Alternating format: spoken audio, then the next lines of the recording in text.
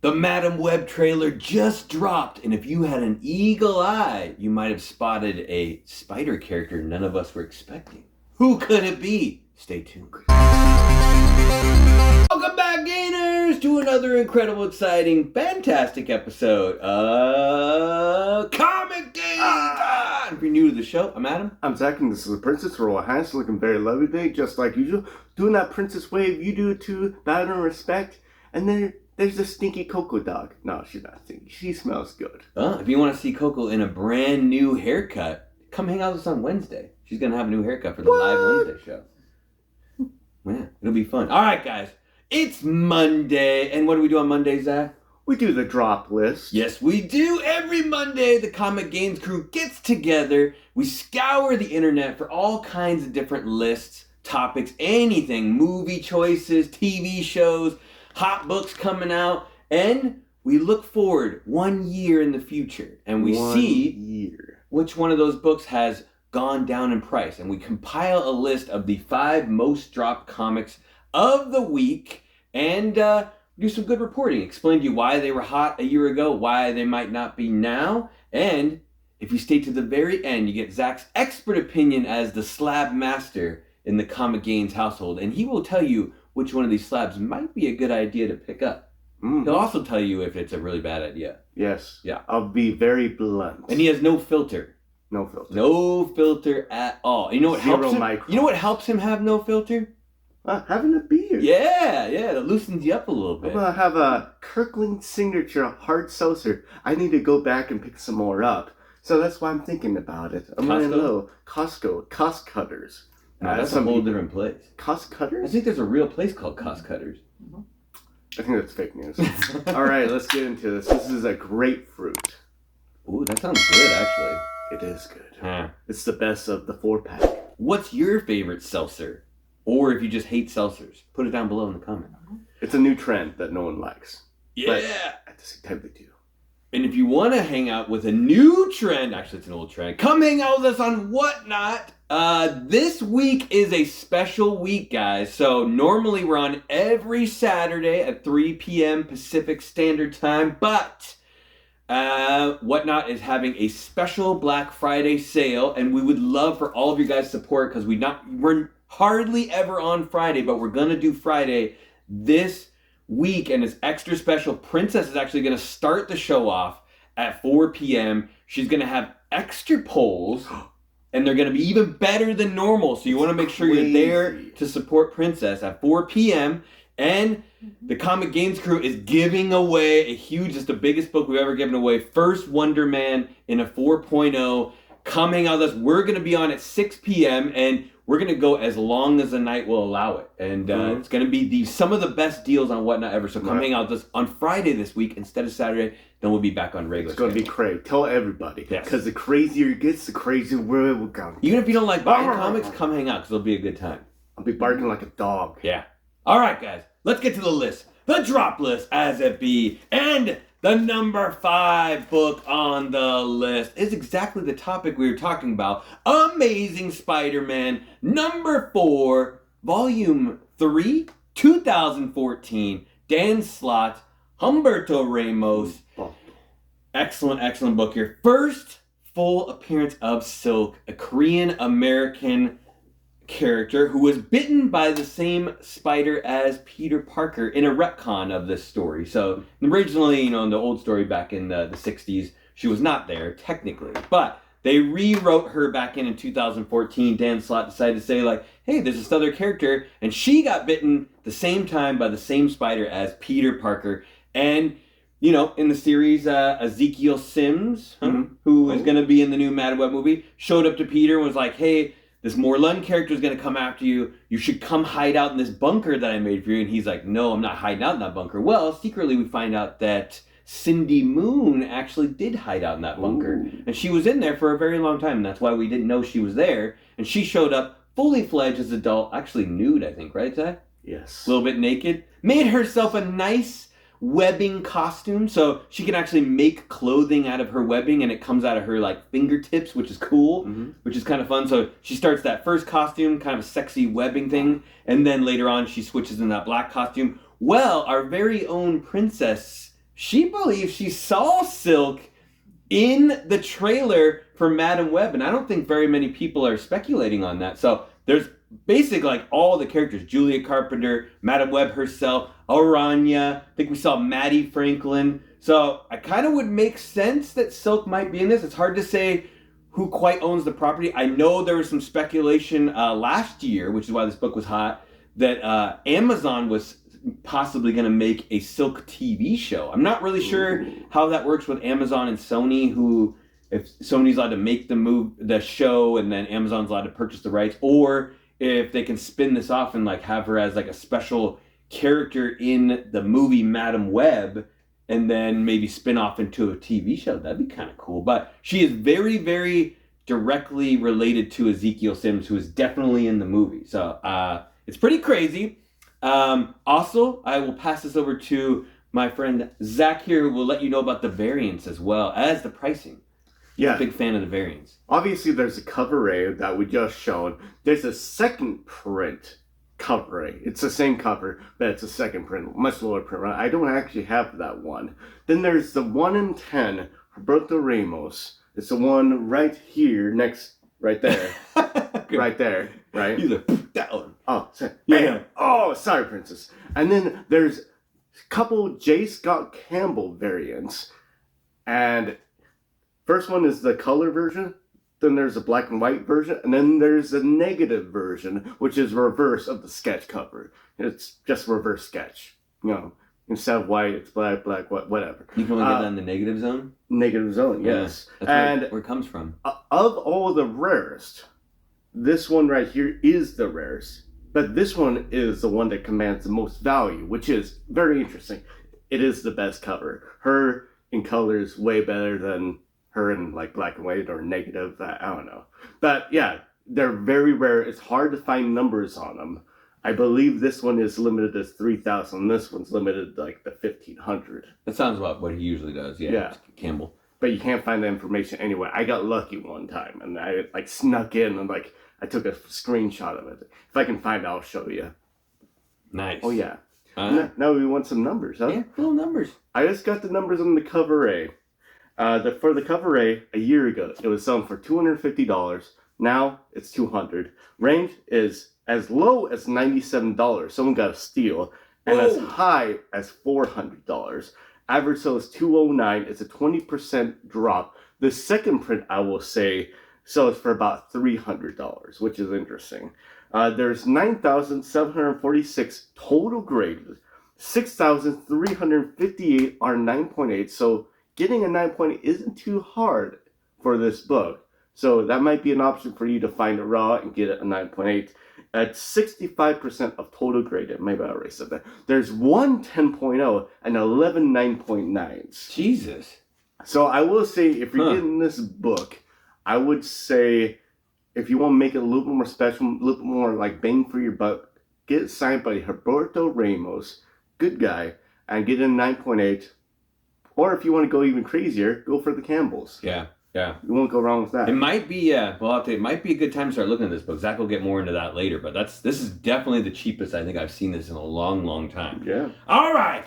Number 4 on the list, talking about books that used to be expensive and are now cheap. We got X-Men number 4. We're talking volume 2. We're talking 1992. Jim Lee goodness. I believe it's also written by Jim Lee as well. This issue was written in. I thought Chris Claremont did some of these, but I think Jim Lee wrote this one as well.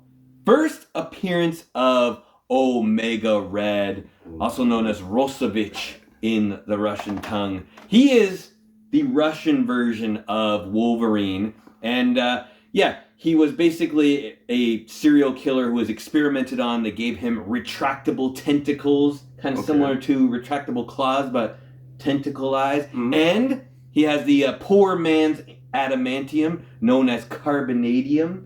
So, kind of an interesting character. As you guys know, like, adamantium technically has a small amount of radiation in it. Well, carbonadium is very similar, but has an even more amount of radiation. So, like, Omega Red slowly being killed over time with his carbonadium. And that's kind of why he has to, like, travel around and try to absorb other people's energy to sustain, like, his own life. So he kind of by nature has to be a bad guy.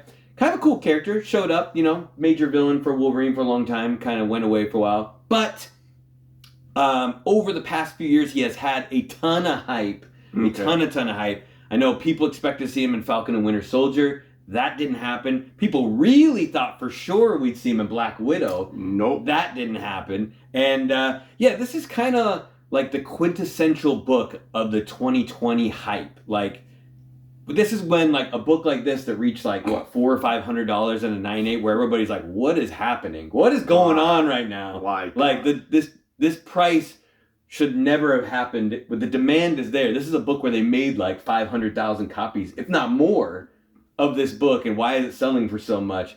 Well, things have kind of got down to normal. We're back in normal land now, where the price of this book is where it should be. You can go out and buy this raw for $20. Yeah, when it used to be over 100. Anyway, there is one little rare one you want to look out for, and that would be the newsstand version of this book, which would be, if you are specking hard on Omega Red, maybe go after that one, or a signed copy of Jim Lee is always a bonus.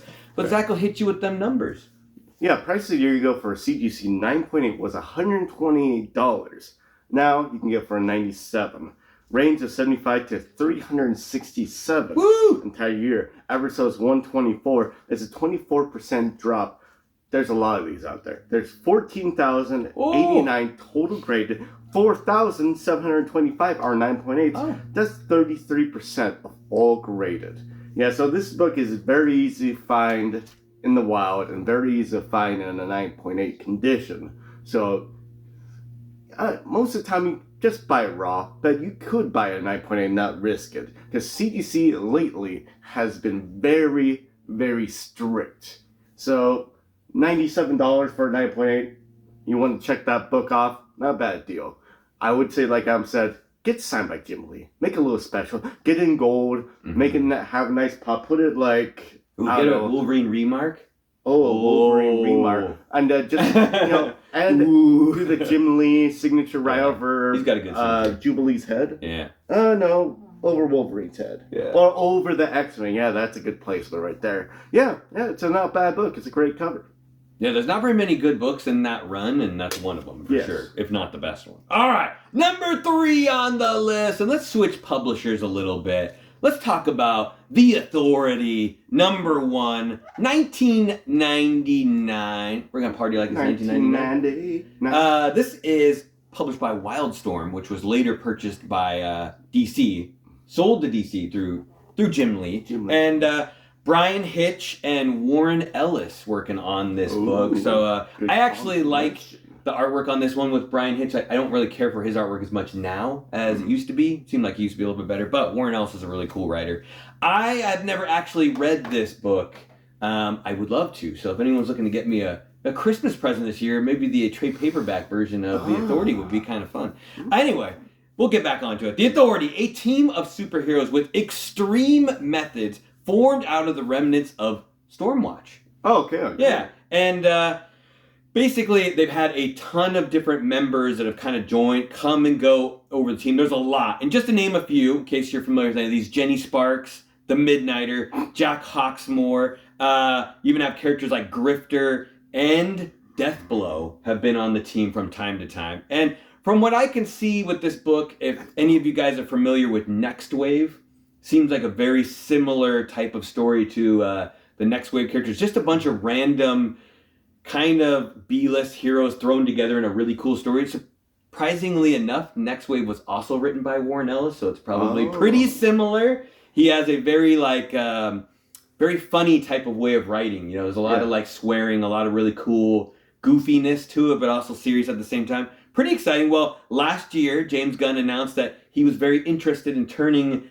The Authority into a movie branching out of a Superman movie, so giving his own movie coming out of Superman. So this book spiked hugely. The numbers were getting crazy on it, and maybe people realize this is a DC title book, and numbers have kind of gone down a little bit. I mean, for a time it was like you could sell a raw one for over $100, but now they're kind of back down to like $20, $30 for a raw. Anyway, we'll see where this goes. I'm super pumped. I have a feeling this movie's going to be really good when it comes out. I'd like to know a little bit more about the characters, so or maybe not. Maybe just go into the movie blind and not know anything about the characters. Maybe that's the better way to do it. More importantly, though, Zach will get you with those numbers. Yeah, price a year ago for this Authority book. I am the authority on this book. It's $550. I was trying to make a joke. It didn't come out right. $550 for a 9.8. Now $300. Range is 198 to 570. Average sale is 386. It's 45% drop. There's 354 total graded. There's only 115 9.8s. It's about 32% of total graded. So good luck finding the 9.8. They'll be selling them. Wait, what was the percentage? 32%. Oh, okay. Yeah, not bad. There's not very many graded. No, not that That's many graded. surprising. Yeah, for how popular it is now. I mean, crazy. I mean, the way they pump CGC pumps out books, there could be like 100 new ones in a month. Yeah, if they're out there. That's true. Yeah. It's a great wraparound cover. Yeah. It's a great key. I don't know enough. I'm not the authority on the authority. I like it. I don't know. I know there's a newsstand. There's a newsstand version of it. Oh, I didn't even know about that. Yeah, it would be on the back. Oh. Yeah, direct versus newsstand. No. It's not. Look. I mean, it's a decent book. It could be big. It could be like Suicide Squad level kind of book.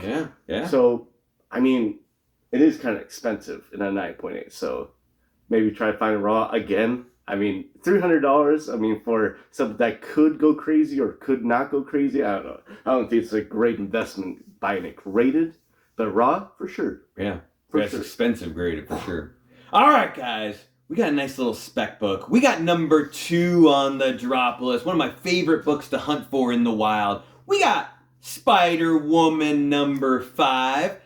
1978, Dave Cockrum, Marv Wolfman, first full appearance of Morgan Le Fay since the Golden Age. So she did show up originally in the Golden Age. It's kind of a interesting character. I think she's kind of more open for a lot of people to use this character depending on, because who is Morgan Le Fay? She is a character based on someone from the Arthurian age. So you're talking like Arthur and Merlin, and she started out as Merlin's apprentice / lover. Sometimes they hooked up a little bit, and then eventually kind of turned bad because things didn't work out between them. So she used to mess with like Uther and Arthur. I always thought their names were funny. The father of Arthur was Uther. She would mess with them all the time, mess with Merlin. And yeah, there's a lot of other stories that go along. Well, they brought her into the Marvel universe at a certain point, and we're using her from time to time as a character. She's sort of like part fairy, part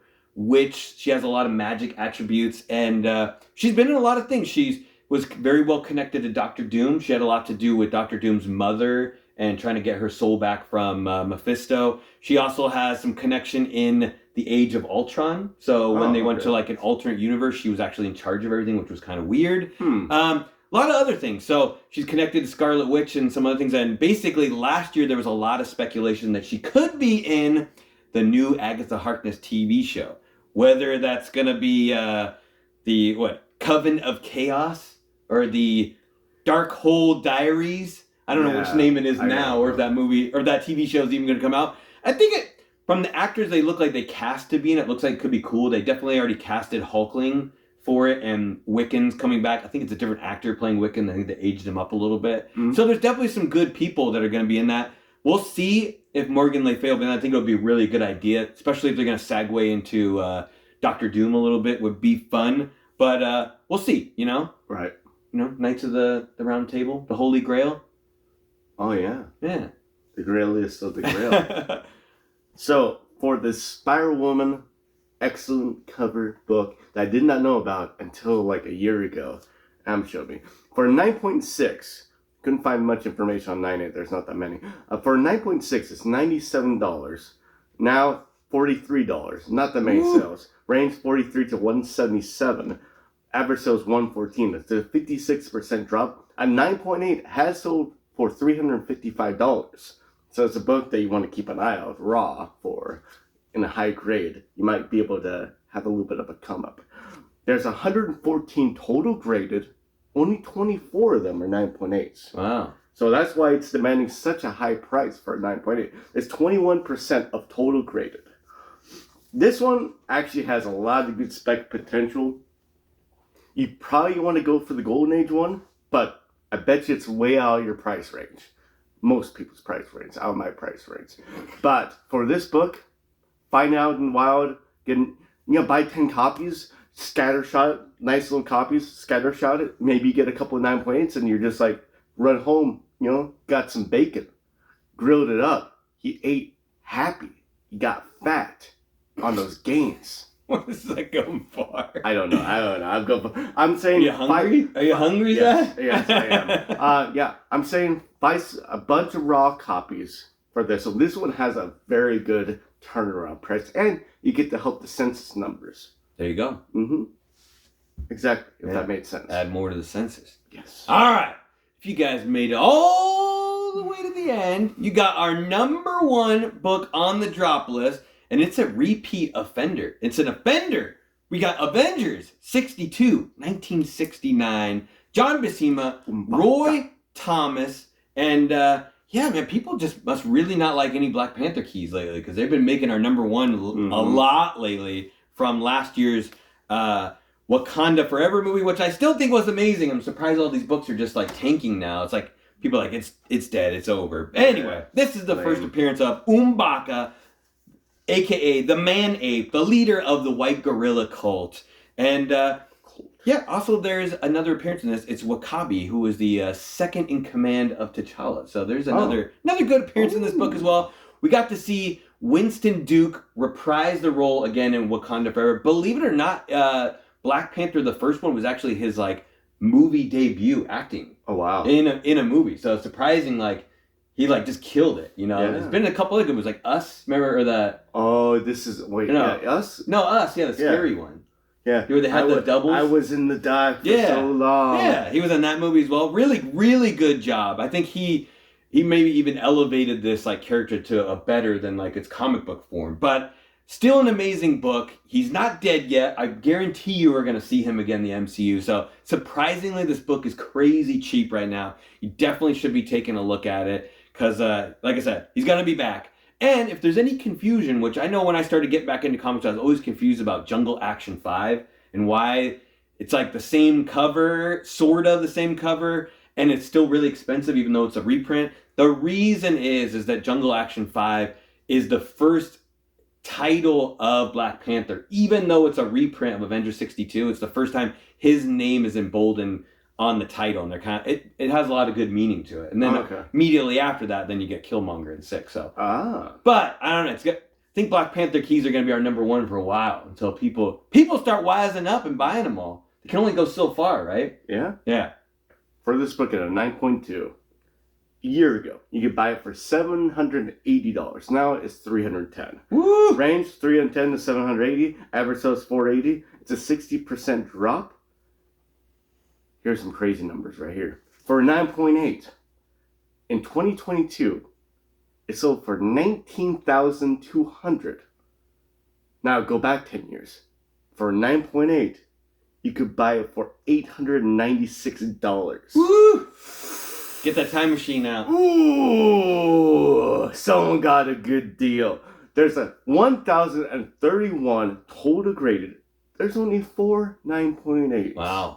It's less than 1% of total graded.